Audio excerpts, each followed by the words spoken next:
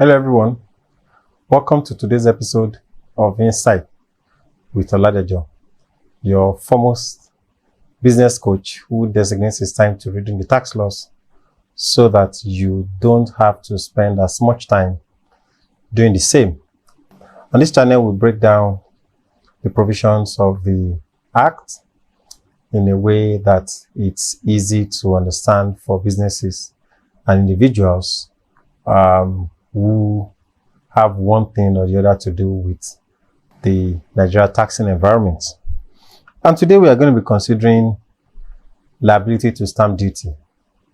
For most people, once you hear of stamp duty, what typically comes to your mind immediately is the 15 naira charge on electronic bank transfer.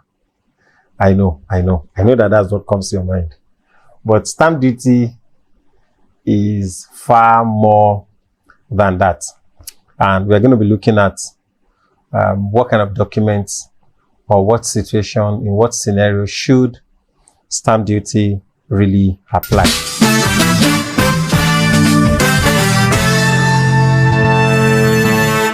Documents relating to properties, sale of properties, transfer of properties, loan, share capital, promissory note, insurance policies, and other various commercial agreements may be liable to stamp duty. The important question really is which instruments are subject to stamp duty under the new tax law. And I said instrument because that's what the law calls them. They are instruments. And the section that provides for this imposition is section 123 of the Nigeria Tax Act.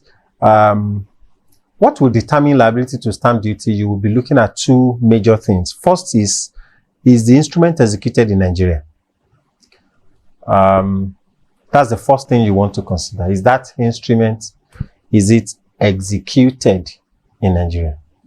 Where the instrument is not executed in Nigeria, then the next issue for determination is whether, even though the instrument is executed outside Nigeria, it relates to property situated in Nigeria or to a matter or thing done in Nigeria. So when you look at that, that appears like it is all-encompassing, right? The first arm is check whether the instrument is executed in Nigeria. The second is if the instrument is not executed in Nigeria, does it relate to property situated in Nigeria or matter or thing done in Nigeria? Therefore, when determining whether stamp duty applies, the first question should not simply be, did the transaction take place? No.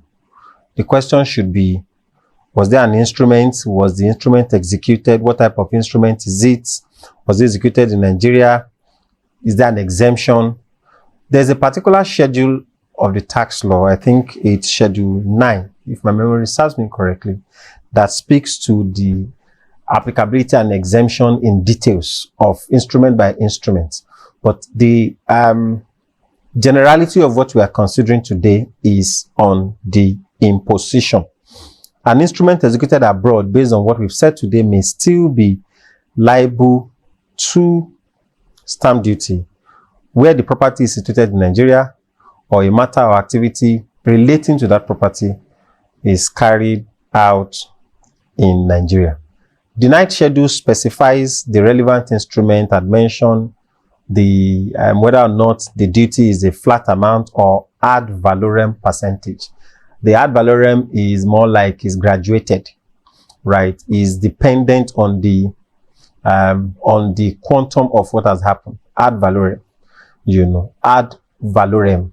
That's the way it is referred to. So it could be a flat rate of X percentage of this or ad valorem percentage. The other thing that the ninth schedule specify again is the person responsible for paying and the specific exemptions. Now, in an instance where for instance, there's a rental, agreement. There's been instances where, someone will say, it's the landlord that should pay. Another person will say, no, it's the tenant that should pay. Who has the obligation to actually bear or pay the stamp duty on such qualifying transaction. You would find that specifically in the ninth schedule. Are there exemptions? Yes, the answer to that question is yes, there are exemptions. There are instances where a particular transaction will not be dutiable. If you have transfer of shares, for instance, in government or legislative stock or fund, there's a clear exemption, in that regard. If you also have document relating to transfer of stock or shares, if you have electronic transfer or receipt below 10,000 naira, that's popular. Most people know that. Someone said that it means I would restrict my transfer to less than 10,000. Well, if you want to avoid the duty, on that particular transaction. There are a couple of misconceptions that some people get wrong. The first really is that electronic money transfer represents only one aspect of stamp duty framework. So saying that stamp duty applies only to bank transfer is a huge misconception. Stamp duty does not apply solely to bank transfer. Electronic money transfer represents only one aspect of the stamp duty framework.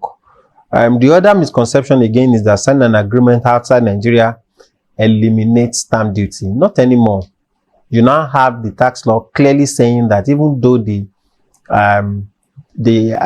agreement or the instrument was executed outside of Nigeria, as long as it relates to a property situated in Nigeria, or it relates to a thing or matter that has to do with Nigeria, then such transaction will be applicable to stamp duty.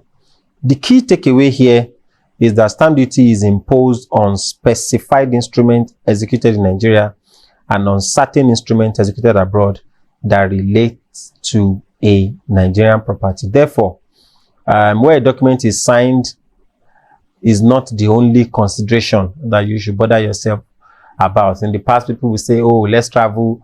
When we make this also trip, we conclude that transaction so that we can say, oh, this transaction was not concluded, or it was not executed, in Nigeria, or the document or the instrument was not executed in Nigeria.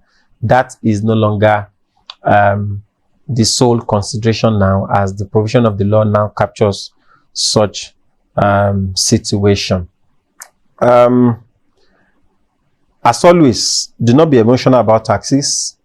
There is nothing about tax that is emotional. Tax is about the law. Know what is taxable, what is exempt, and what document is required.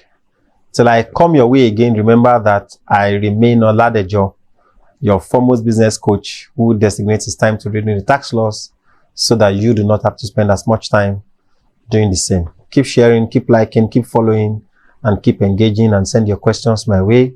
I'll be more than happy to provide clarifications to them. Bye for now.